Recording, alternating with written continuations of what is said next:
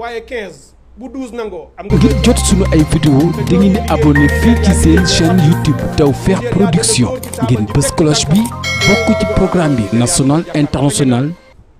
donc ma koy won ni mënul lu dul dellu ginnaaw pour sauver image ak crédibilité wu Sénégal ndax de toute façon dina jàll lii jàll nag nga ànd ci rafetal moo gën nga koy jéem a contrecarrer te doo ci mën dara donc loolu mooy li ma ci bëggoon yokk ci li nga xam ni wax nañu ko te muy wax ju rafet ma tënk ko rek ci kàllaamay tubaab ndax presse internationale bii fi nekk pour dire que suite à l'appel de la coalition Yewwi Askan Wi pour une manifestation pacifique, une mobilisation massive et festive comme celle qui a eu lieu le 8 juin dernier, et suite à la répression aveugle et sanguinaire des forces de défense et de sécurité, dont certains ont obéi au doigt et à l'œil aux injonctions de Macky Sall,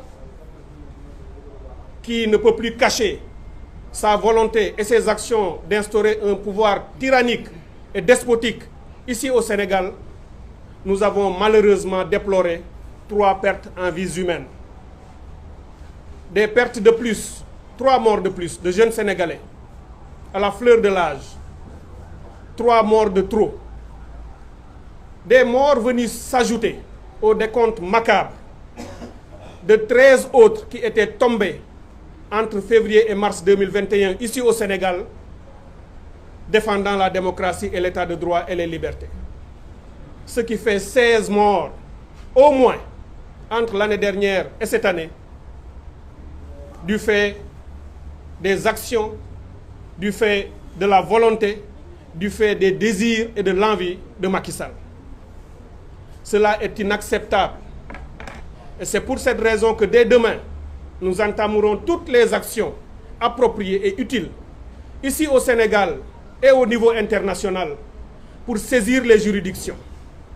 Nos avocats sont déjà à pied d'œuvre pour porter plainte, mener les enquêtes et poursuivre l'État du Sénégal, Macky Sall, qui de plus en plus se rapproche de ce qui pourrait être constitutif de haute trahison. Parce que ce peuple ne fait rien d'autre que se battre pour la démocratie. Et à chaque fois, on tire sur les Sénégalais comme des lapins. Et il n'y a pas plus fort pour être qualifié de haute trahison lorsqu'on tue son peuple, surtout un peuple comme le Sénégal. Donc au niveau national, nous saisirons les juridictions appropriées par nos avocats et les spécialistes du droit qui nous accompagnent. Bien entendu, nous ne sommes pas naïfs. Nous savons qu'il a fini d'avilir et d'asservir une partie importante de la justice, mais nous ne doutons point qu'il y a dans cette justice des hommes et des femmes patriotes, républicains, citoyens, de grande intégrité, fondant leur action sur l'éthique, qui se mobiliseront et qui se lèveront le moment venu pour mettre un terme à cette entreprise destructrice et mortifère de Macky Sall. Nous mènerons les mêmes actions à l'international. Et dès demain, nous saisirons le Haut Commissariat des Nations Unies aux droits de l'homme. La lettre est déjà rédigée. Et devinez quoi? C'est une lettre qui est presque mot pour mot, qui correspond à une autre lettre écrite le 1er février 2011 par celui qui aujourd'hui est là en train de tuer les Sénégalais, le président Macky Sall.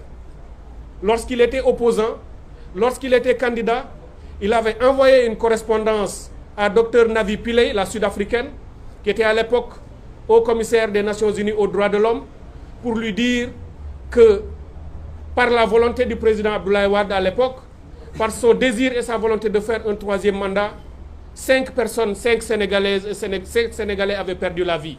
Et Macky Sall avait interpellé le Haut Commissariat aux droits de l'homme pour lui demander d'interpeller le gouvernement du Sénégal afin que s'arrêtent les tueries, afin que s'arrêtent les brimades, afin que s'arrête la manipulation qui était exercée sur le peuple sénégalais à l'époque. Eh bien, c'est cette lettre que nous avons reprise pour vous dire que l'histoire bégaye.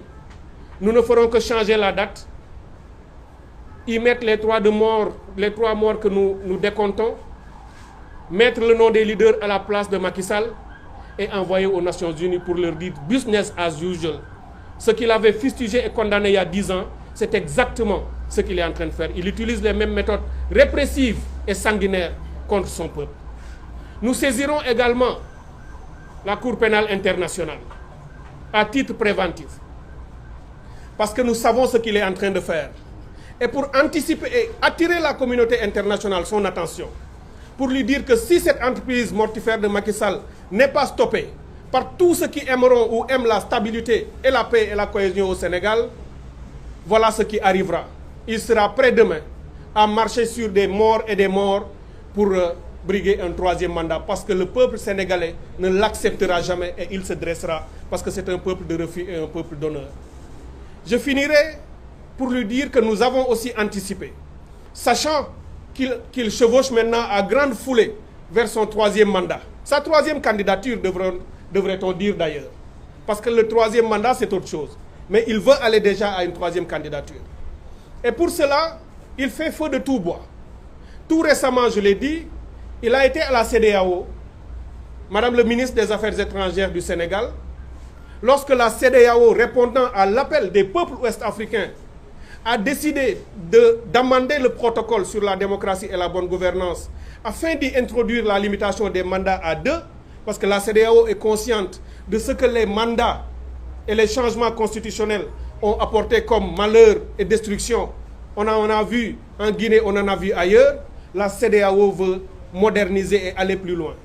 Et c'est le Sénégal, pays jadis réputé démocratique, modèle et référence en matière de liberté et de démocratie dans toute la sous-région et en Afrique, qui pour une fois, et c'est la honte pour tout Sénégalais, le Sénégal refuse qu'on limite les mandats à la CEDEAO. Le Sénégal s'associe avec le Togo, qui est dirigé par une dynastie depuis 1963. Le Sénégal s'associe avec la Côte d'Ivoire pour refuser la limitation des mandats. Mais nous appelons le peuple sénégalais, comme nous avons déjà fini d'appeler tous les 380 millions d'Ouest-Africains pour s'opposer à ces trois pays, parce qu'ils ne peuvent pas arrêter la décision de la majorité. Et je veux informer ce gouvernement du Sénégal, parce qu'apparemment ils ne le savent pas, que leur opposition à cette limitation n'aura aucune chance de prospérer.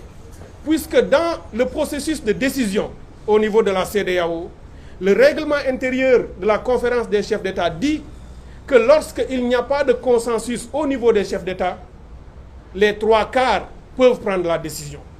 S'il y a une majorité des 2/3, excusez-moi, cette décision passe. Eh bien, nous avons déjà nos 2/3. Parce qu'il n'y a que 3 pays qui ne sont pas d'accord avec cette limitation. Et nous avons déjà entamé un travail important auprès du Nigeria, le géant de la sous-région, que personne, aucun pays ne peut influencer, et le Nigeria veut la limitation des mandats. Et nous allons passer par ce pays et par d'autres. Le Niger aussi est avec nous, puisque vous l'avez vu, le président Mouhamadou Issoufou a fait 2 mandats. Il a préparé un de ses membres de son parti qu'il a remplacé par une respiration démocratique saluée.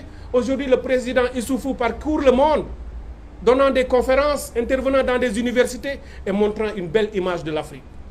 Aujourd'hui, c'est un désastre que nous vivons dans notre pays et c'est cela que nous voulons éviter à notre pays. Puisque Macky Sall n'a plus cure, ne se préoccupe absolument plus de l'image, de la réputation de notre pays, le Sénégal.